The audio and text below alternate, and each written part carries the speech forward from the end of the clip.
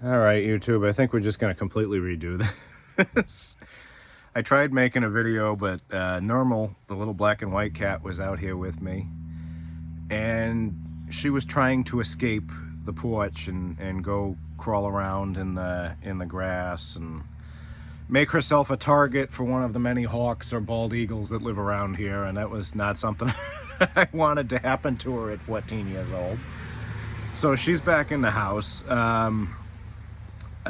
In the last video that I am not going to post because it didn't work out, I was mentioning what happened, how I'm doing with the Lyme disease, and yesterday was all right. It wasn't bad. I mean, I was in pain and I was exhausted and kind of irritable, but Saturday was the scary day. Saturday afternoon from maybe 1500 to 1900, I felt like I was the drunkest I've ever been. I was so out of it, and like my movements were slow. I really bad photosensitivity. Like light was really bothering me. Oh, there goes the pastor and his family. They don't see me. They're going for vacation, but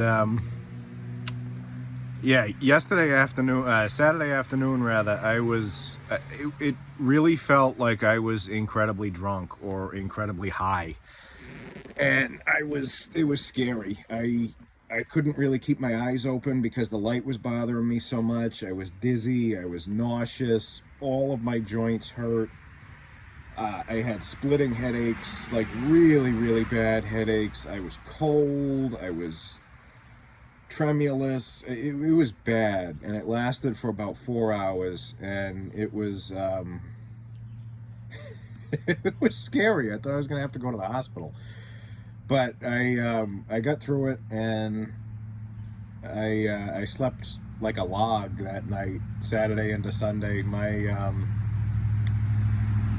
area, the rural area that I live in, they love fireworks, and they love shooting their guns off on holidays. When I first moved in, there were people in the woods behind my house firing shotguns off into the air for New Year's, and they don't do that anymore now because we live here, and they were doing it because they didn't realize we had moved in, but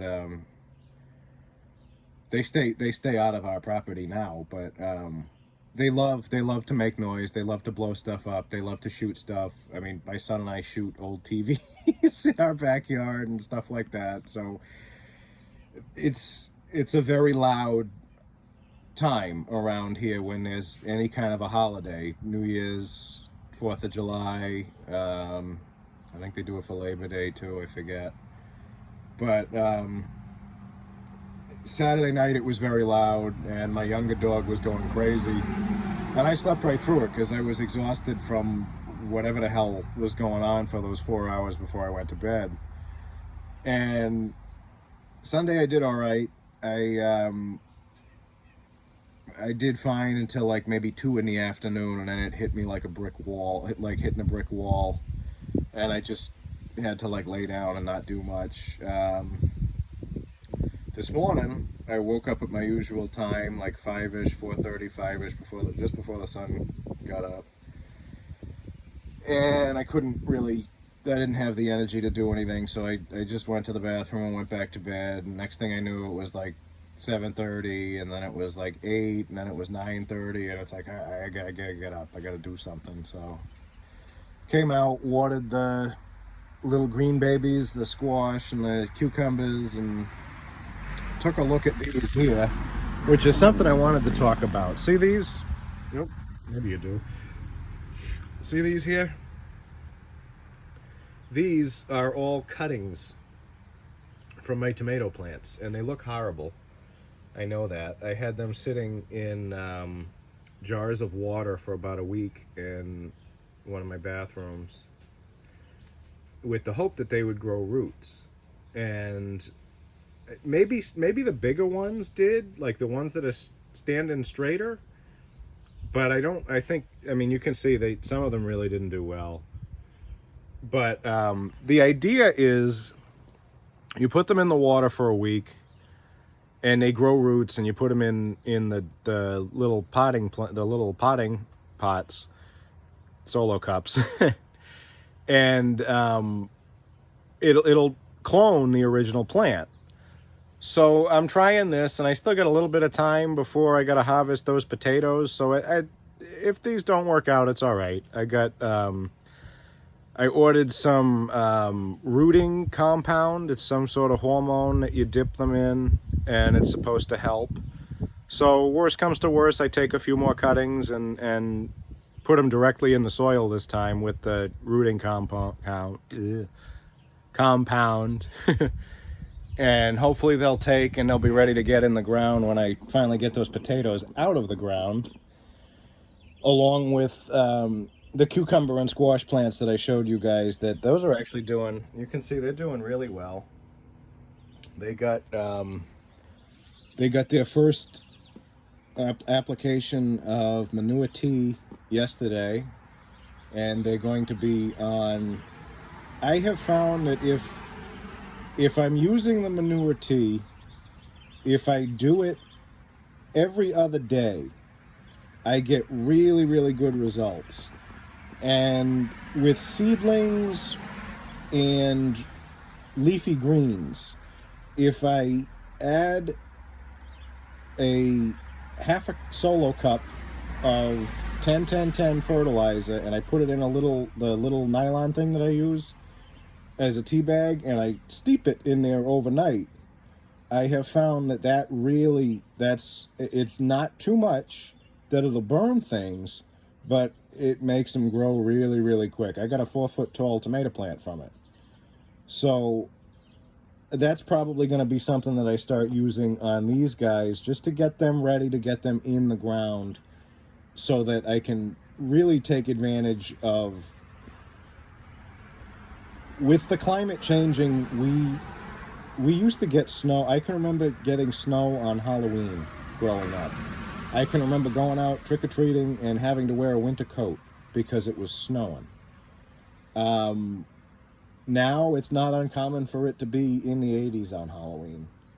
So we have a longer growing season, and I am going to try to take full advantage of that, because this is the first time I've had a big in-ground garden that I really can. And like I said, we've got the greenhouse that we're going to put up. We're going to put up some hot frames, I guess you'd call them. They're cold frames that we're going to put heating elements in the dirt to keep it warm, so that we'll be able to have snow on the ground and be able to have cold tolerant vegetables in these little hot houses. And that the greenhouse is going to be heated, so I'm going to have like peppers and tomatoes and things in there year round. But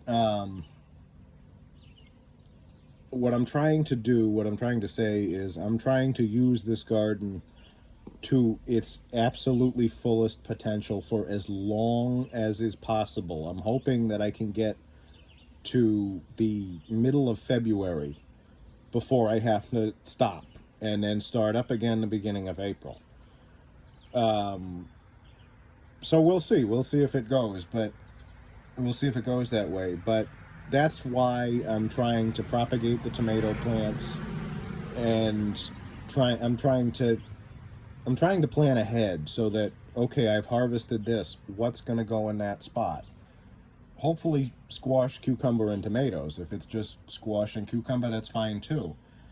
But it's at this point, it's all about, okay, what's next? What am I going to put in the ground next? What am I going to harvest, and what's going to go in that place?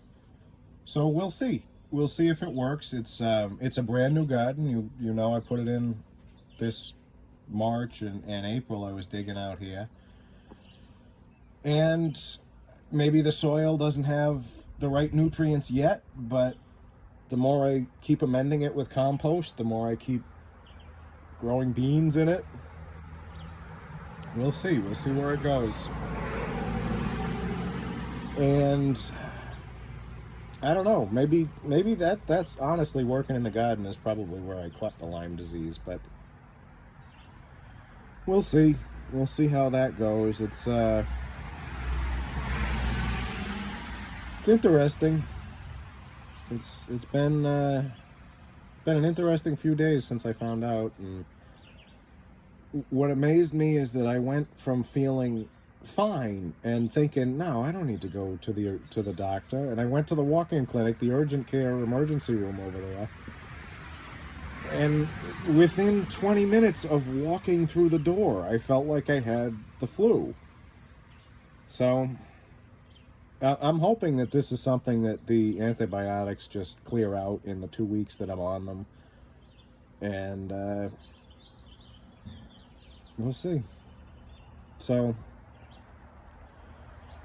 I'm kind of running out of things to ramble about, but I don't have much else to do today because there's not much else I can do. I told you guys I was out puttering around, and that kind of made me exhausted. And I'll say this: I've been playing a lot of Farming Simulator on my phone, and that's that's a bit ridiculous too. But I've got $500,000 in it, so maybe I am a good farmer. I don't know. But anyway, if you're still watching me rambling, I appreciate it. It's somewhat therapeutic for me to be able to talk about how I feel and just get it out there. I mean, I tell my wife and I tell my son that I'm frustrated and that I'm upset by it, and they listen. They're not, they're not being jerks about it, but they don't want to hear it every day. And after all my back problems and everything, I feel bad that I gotta ask my son to walk the dogs and to do different things because I'm either my back hurts or I'm unable to get up because of the exhaustion now, and it's like, don't get old. It sucks. So it is what it is. I'll get through it. And hopefully the garden will continue to be my physical and mental therapy during it. Honestly, if I didn't have the ambition to put that garden in the early spring, late winter like I did, I don't think my back would have ever gotten better. I don't think I would have been able to really get up out of bed if I didn't force myself to. And that garden saved me mentally and physically, and I know that was God's hand in that, because going to those chiropractors just made it hurt more and more and more each time. And something told me, just stop going to the chiropractor. Stop going and start moving. And I did. And I know I can't do that with the Lyme disease. I know I actually have to, take the doxycycline and continue to hydrate and do all that. But